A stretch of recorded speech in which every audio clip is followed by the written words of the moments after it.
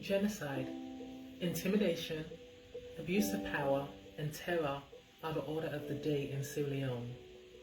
Daily, Sierra Leone citizens are faced with the horrors of being beaten, threatened, falsely accused, imprisoned, and even killed. Strong-arm tactics are imposed, resulting in national disunity, unrest, and further driving the people into an impoverished state and severe hunger. Good evening, my name is Comteh, the daughter of Palo. Some of you may have heard of the current situation pertaining to my father and the government of Sierra Leone. On March the 22nd, 2020, my father was detained, arrested, and subsequently sent to prison by the Sierra Leone government. On March the 16th, 2020, my father was invited to the State House by the President to join him and his team to discuss Sierra Leone's fight against the current COVID-19 pandemic. This was due to his expertise and execution of duties while serving as the CEO of the Ebola Response Unit from 2014 to 16. Even though this current administration has been on a witch hunt to defame his name, works, and assassinate his character, he agreed to be a part of the team and pledged his support for the good of the country, ensuring thousands of lives would again be saved during these tough times.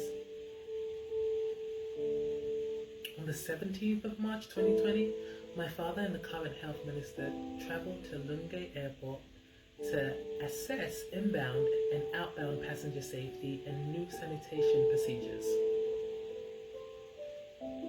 On the 19th of March, the day in question, my father went to the State House again to meet the President and further discuss matters.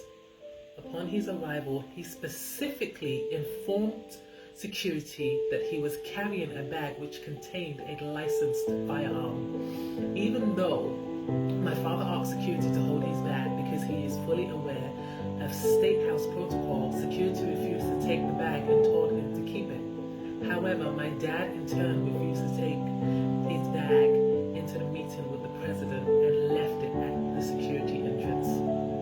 The overall reason why my father carries his firearm is because he was never provided a security detail, even after serving in office 2 separate times as Minister of Defense. Once upstairs, inside the waiting room, and waiting to speak to the President, the head of security arrived 45 minutes later and asked, "Whose bag is this?" My father responded that it was his and was immediately questioned by CID, then sent home.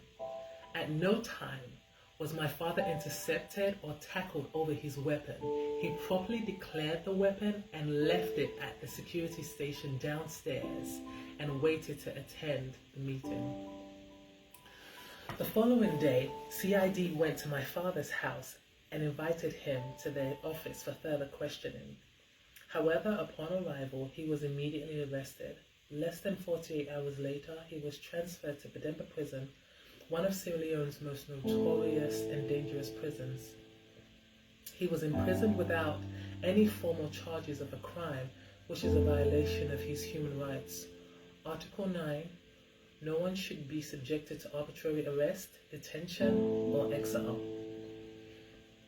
10 days later, he was finally charged with treason and a myriad of other charges, totaling 16 counts. All of these charges are bogus, contradict each other, and are just baseless accusations. Many, if not all, government buildings have CCTV for foolproof coverage to deter and prevent crime and keep their employees honest. The government's prosecution team has refused to produce the CCTV footage, which may hold key evidence as to what transpired on that day between my dad and security.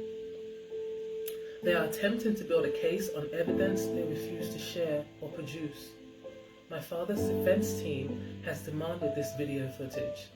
Initially, when asked for the video footage, the SLPP government stated there was a power outage at the time the incident took place, which proved to be a lie. Now they are stating national security issues All of these excuses are bogus and prove to their lack of integrity, unwillingness to get to the truth, and inability for my father to have a fair trial. For the past month, my father has been in solitary confinement, being denied access to clothing, books, proper food, all common facilities, and denied family visitation. The toilet in his cell continuously backs up and overflows with his own feces and sewage from the prison. During the Easter holiday, he was forced by authorities to remain in his cell and sleep with an overflowing toilet that drenched his mattress and pillow, even though there were open cells in that unit. This is another violation of his human rights. Article 15, freedom from torture, cruel, inhumane, or degrading treatment or punishment. My father has sacrificed and served the great country of Sierra Leone that he loves faithfully for over 25 years. He was in the Sierra Leone Army from 1976 to 1992 and obtained the rank of Major.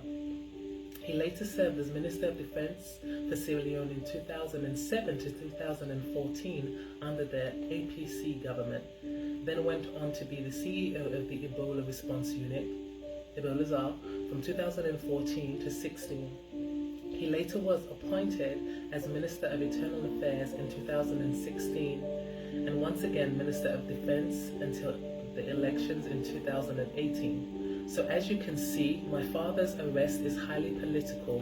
This is the second time in the past 15 months that the government has arrested and detained my father for no just cause, but only to harass, degrade, embarrass, and inconvenience him in an attempt to intimidate him and his political party. My father graciously agreed to work with this administration to instill some sense of harmony and initiate a bipartisan effort. He does not deserve such continuous harassment. This man has saved thousands of lives in Sierra Leone and defended many that had no voice while practicing law in London. On the 29th of April 2020, just 6 days ago, the SLPP government staged a prison fire and riot in hopes of killing my father and other political prisoners.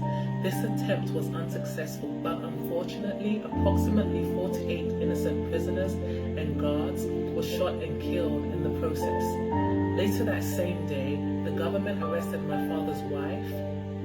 She has been languishing in jail for a week without any formal charge. Dr. Silver Blyden, a well-known activist and journalist, was also arrested in an attempt to silence her.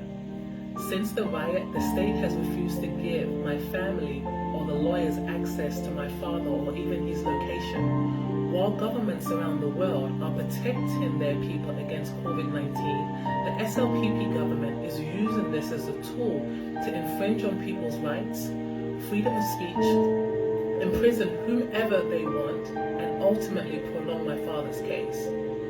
My father is my superhero and a hero to many.